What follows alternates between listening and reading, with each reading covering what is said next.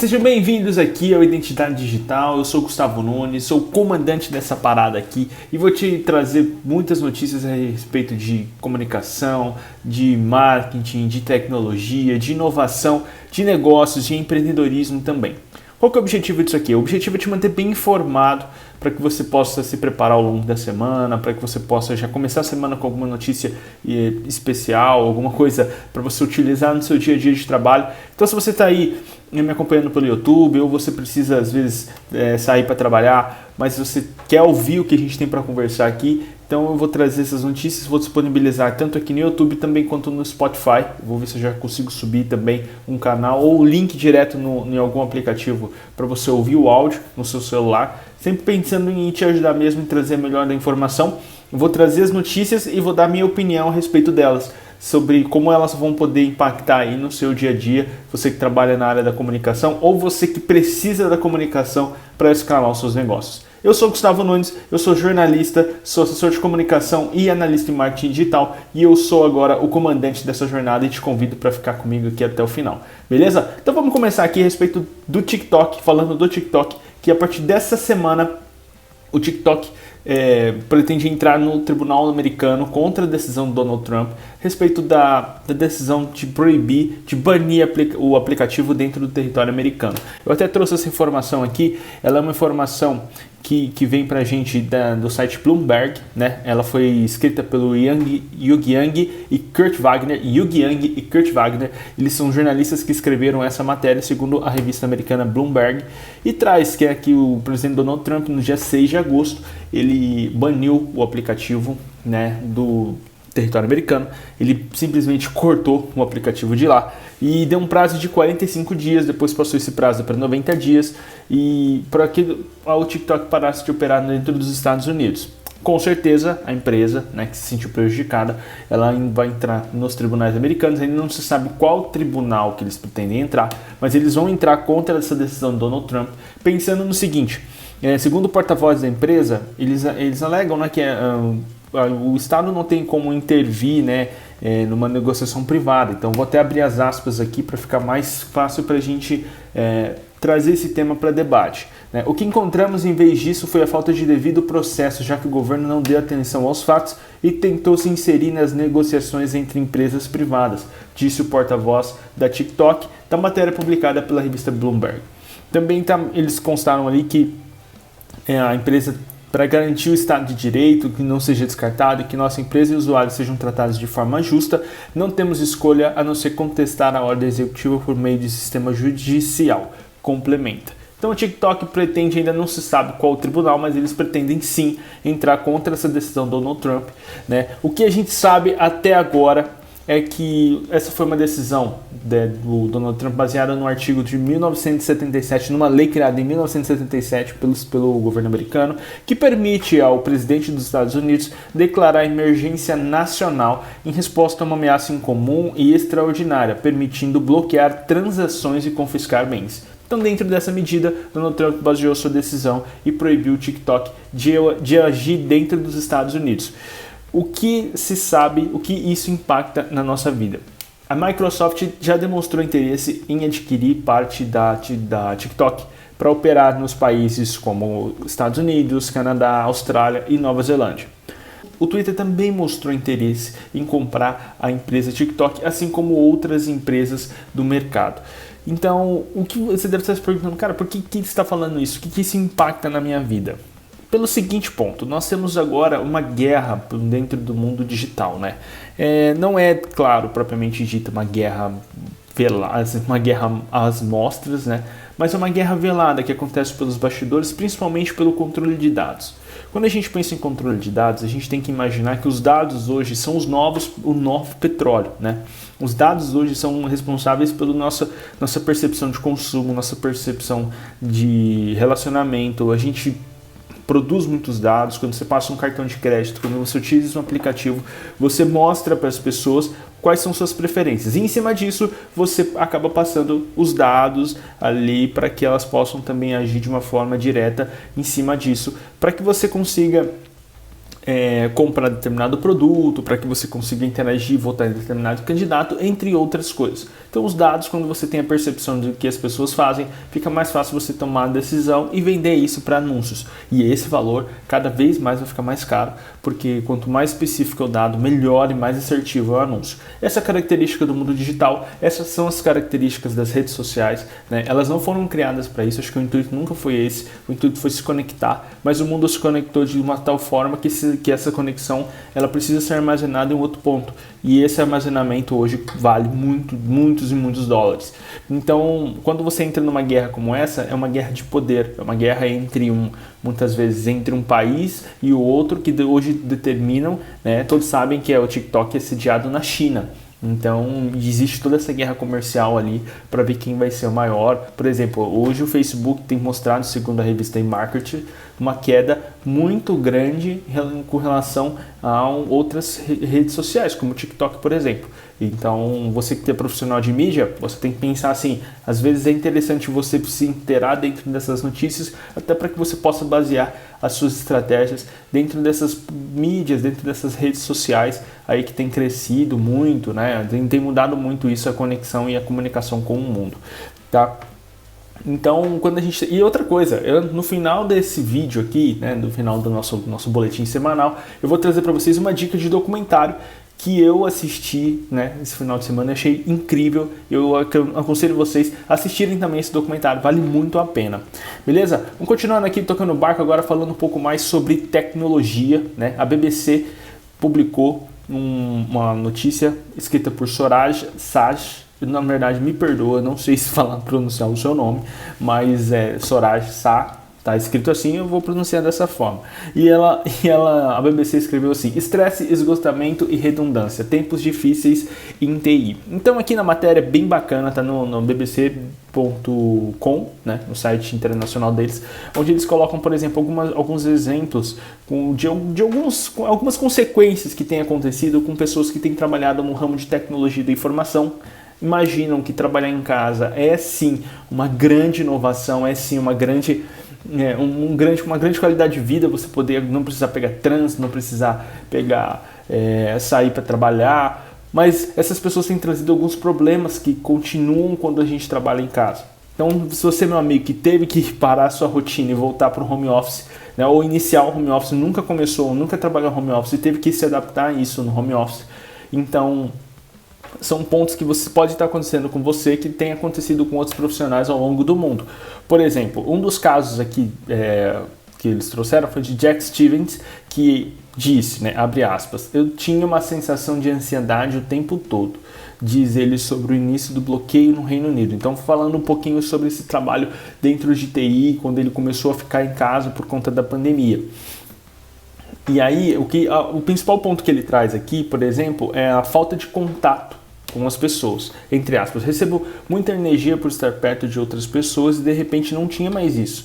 Tudo tem que ser conduzido por meio de telas e isso simplesmente não me fornece interações sociais das quais tenho algum interesse em fazer parte a longo prazo, diz ele. Então a gente começa a perceber que parece que as telas são a saída para o mundo pandêmico, né, para o mundo arrasado por uma pandemia terrível, mas de fato elas não são. As telas elas são apenas um meio de trabalho, né, que não pode, na minha opinião, ser adotado. Até vi do Caíto Maia esses dias falando sobre a questão da tela, que falta o contato humano, né? E o contato humano ele é fundamental. Então essa ideia de que todo mundo agora vai trabalhar remoto, que as empresas serão remotas, na minha avaliação isso não faz tanto sentido, por conta do seguinte: quando você pensava isso em 2013, você tinha uma perspectiva de redução de custos. Até tem o exemplo do Yahoo, né, que adotou essa medida, mas o Yahoo voltou atrás, né, por conta dessa questão de 2013, por conta dessa questão da falta de contato humano. Então, acredito que empresas que hoje têm adotado essa medida provavelmente voltarão atrás, porque vão perceber que os seus funcionários não vão ter mais aquela interatividade, aquela conexão. É claro que existem casos e casos, né, galera? Não posso aqui vir como o senhor da verdade cravando que que o home office é furada de forma nenhuma. Não é esse o meu objetivo. A informação que eu estou trazendo para vocês é que existem também consequências de você trabalhar home office.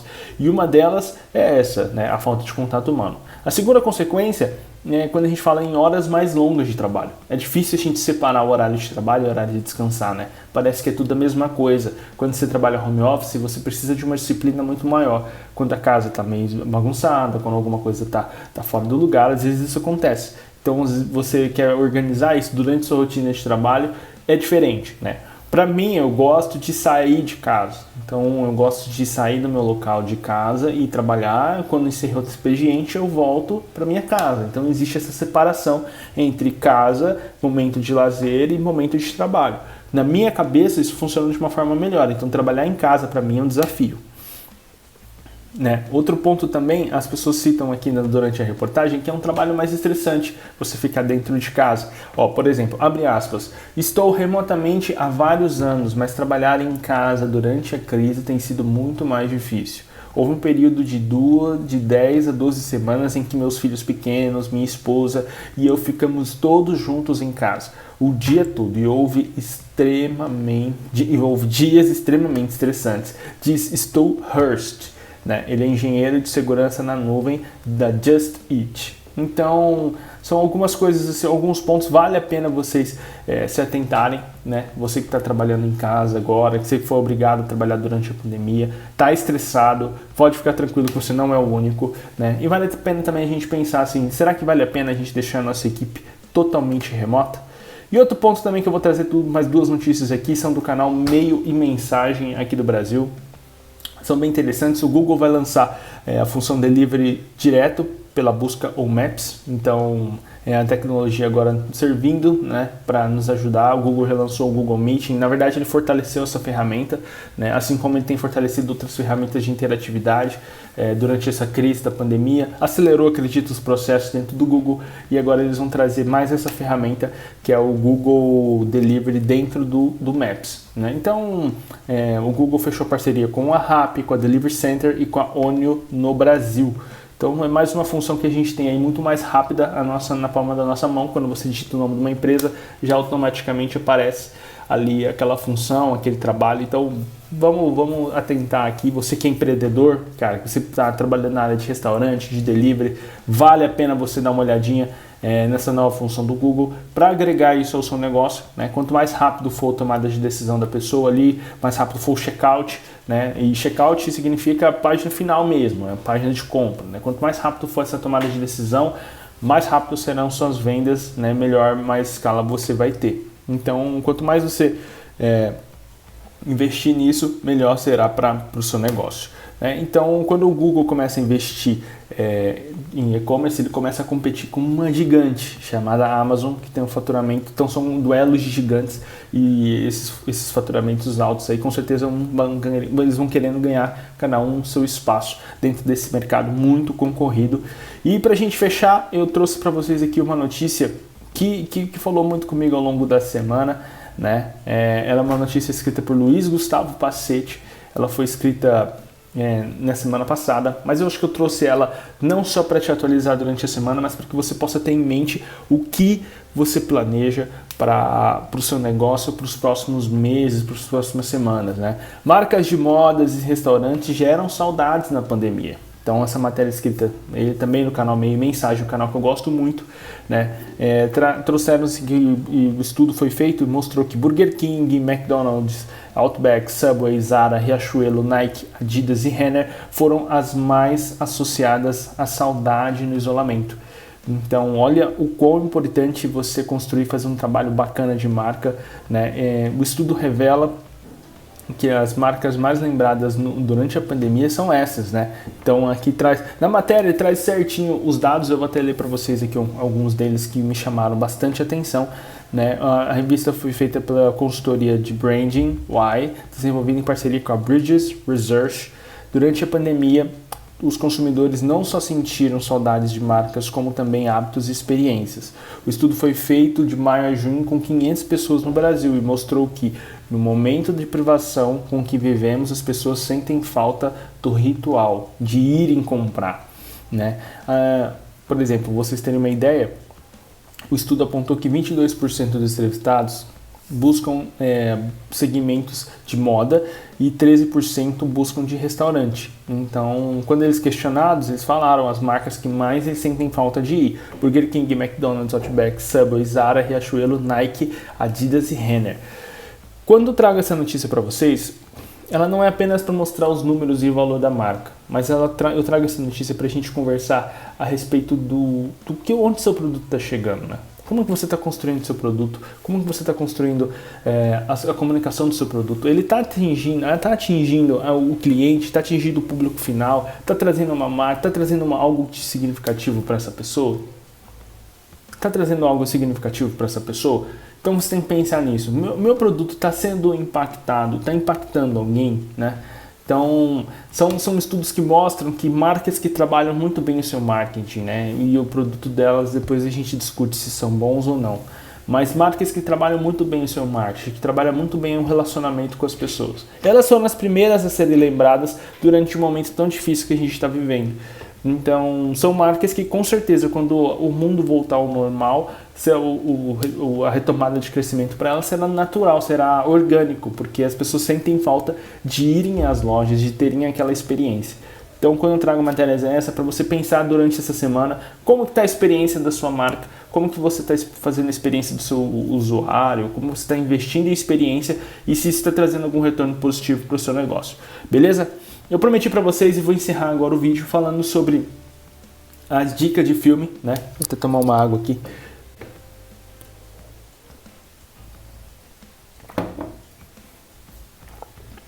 A dica de filme que eu vou trazer para vocês, né? Um documentário, se chama Privacidade Hackeada, ele tem no Netflix e conta a história da eleição americana de 2016. Porque as empresas, né, americanas, na verdade em especial conta a história da Cambridge Analytica, como que eles influenciaram dentro da decisão do público americano, dentro da decisão de escolha do público americano, e também conta a história das empresas como Facebook, como que o Congresso, lembra aquele julgamento que teve do Mark Zuckerberg, que ele foi o famoso tio Zuck, que ele foi convidado ali para explicar a questão dos dados dos usuários que haviam sido corrompidos, sido roubados ou não, né, utilizaram de forma indevida, foi feita pesquisa de forma indevida. O que foi feito, né? Então, existe todo esse contexto ali por trás, como que isso tem influenciado em eleições, principalmente em países em desenvolvimento ou países menores, né, economicamente falando, como o Brasil, como Trinidad e Tobago, como o México. Então, assim, como que isso tem sido feito, né? Se tem sido feito de fato, tem criado fake news, não tem criado fake news? Então, você que é um grande curioso aí, que quer entender um pouco mais sobre os dados e como eles são importantes e serão ainda mais importantes ao longo do tempo, eu te convido, esse documentário está no Netflix, ele é muito bem feito, o documentário tem mais ou menos mais de 1h30 de contribuição de texto ali, mas ele foi construído mesmo de uma forma bem como se fosse não um documentário tradicional, mas aquele como se fosse uma obra cinematográfica. Então tem uma boa fotografia, tem bons diálogos, um documentário que conta uma história bem amarrada, e a história ela tem um começo, meio e fim, é bem bacana mesmo, e eu convido vocês a assistir esse documentário.